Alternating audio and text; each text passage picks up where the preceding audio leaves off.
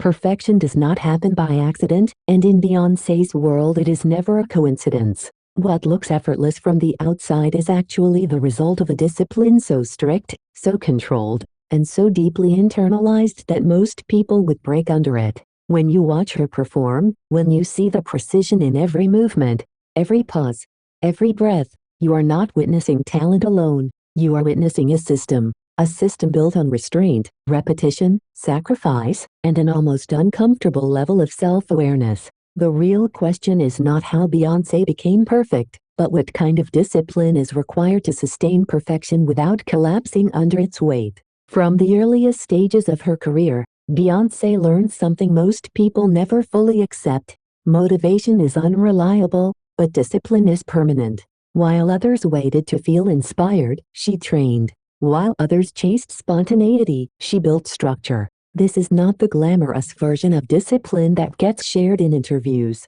This is the quiet discipline of showing up when no one is watching, of repeating movements until they are no longer movements but instincts, of holding yourself to standards that are often higher than what the world demands from you. Ask yourself honestly, how often do you rely on feeling ready instead of being prepared? Beyoncé's perfection is rooted in preparation that borders on obsession. Every performance is rehearsed beyond necessity, not because she doubts herself, but because she respects the audience too much to improvise excellence. She understands that mastery is not proven by freedom, but by control. Control over the body, over the voice, over timing, over energy. This level of control requires saying no constantly, no to shortcuts, no to overexposure, no to comfort, and perhaps most difficult of all, no to the ego that wants validation before the work is done. One of the least discussed aspects of her discipline is emotional regulation. Beyoncé does not allow her emotional state to dictate her output. Whether she is tired, overwhelmed, criticized, or praised, the standard remains unchanged. This is where most people fail. They allow their emotions to negotiate their commitment. Beyoncé does not negotiate with herself. The work happens first, feelings come later. When was the last time you finished something important even when you didn't feel like it? Silence is another pillar of her discipline. In an era where visibility is currency, Beyoncé withholds. She does not rush to explain herself, defend herself, or clarify narratives. This restraint is not passivity, it is strategic discipline. She understands that every word spoken publicly reduces mystery, and mystery is power. By choosing silence, she preserves focus. By preserving focus, she protects the work. Think about how often distraction disguises itself as productivity in your own life.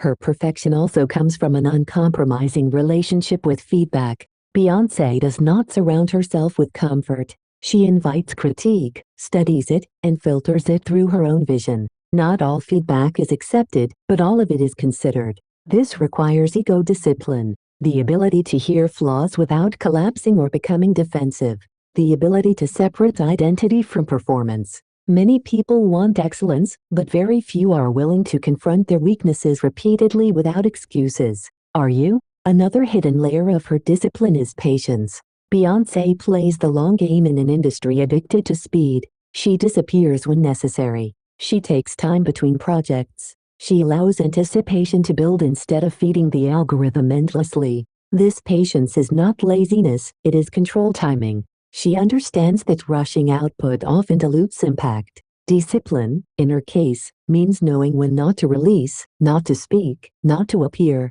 Could you delay gratification if it meant stronger results later? Even her physical discipline goes beyond fitness. It is about endurance, recovery, and consistency. Training is not about looking strong, it is about lasting through tours, rehearsals, and performances without breakdown. This requires respecting limits while constantly expanding them. She does not train to exhaustion, she trains for sustainability. Perfection, after all, is not a single moment. It is the ability to repeat excellence over decades. If you're finding value in this perspective so far, take a moment to subscribe and share your thoughts in the comments. Do you believe discipline matters more than talent, or do you think talent always finds a way? Your perspective matters here. Beyoncé's discipline also extends into how she protects her inner world. She draws firm boundaries between public persona and private self. This separation is intentional. Without it, perfection would become performance only, hollow and draining.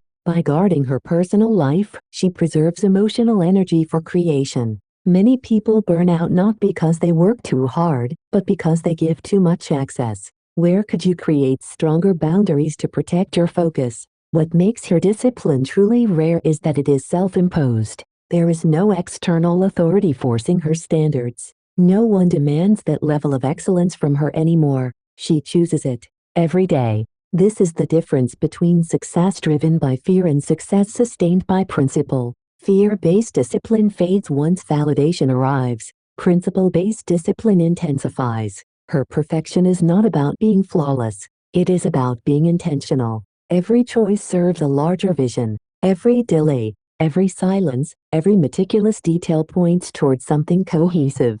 This coherence is the real perfection people feel, even if they can't articulate it. It is the sense that nothing is accidental, that nothing is rushed, that nothing is careless. So when people say Beyoncé is a perfectionist, they often misunderstand what that means. It does not mean she chases perfection for approval. It means she respects the craft too much to deliver anything unfinished. It means she has trained herself to endure discomfort longer than most people are willing to. It means she has learned to trust discipline over emotion, patience over noise, preparation over hype. Now ask yourself, if your standards were non-negotiable, how would your daily habits change? If you removed excuses and replaced them with structure, what would become possible? Discipline is not punishment, it is direction. If this reflection resonated with you, subscribe for more deep dives like this, and leave a comment sharing which form of discipline you struggle with the most. Your insight might be exactly what someone else needs to hear.